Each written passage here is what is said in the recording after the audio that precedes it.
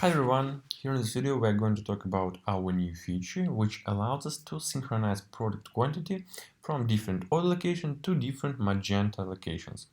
So it can be configured in our inventory tab. You can see a new checkbox multi-source inventory, and I also need to notice that it works only with Magento where we installed advanced multi-source inventory model. So if this model isn't installed, this functionality will be working. So let's check how it works.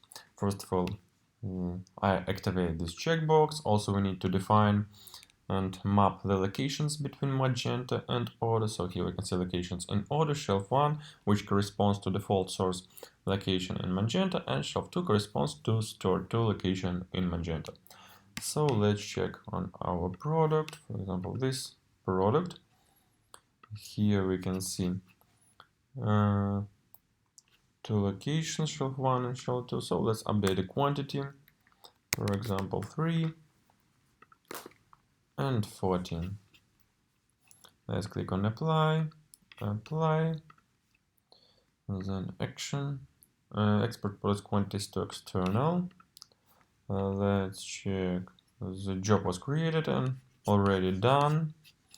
So let's go to my product in Magento. As you can see, here is the previous values, and let's update the page. And here we can see that the values were successfully updated.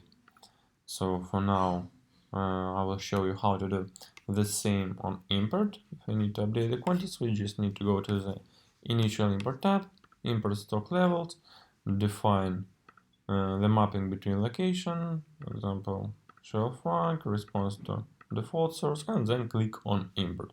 It will take some time, so I will not showing it, but this functionality also working. So this is how it works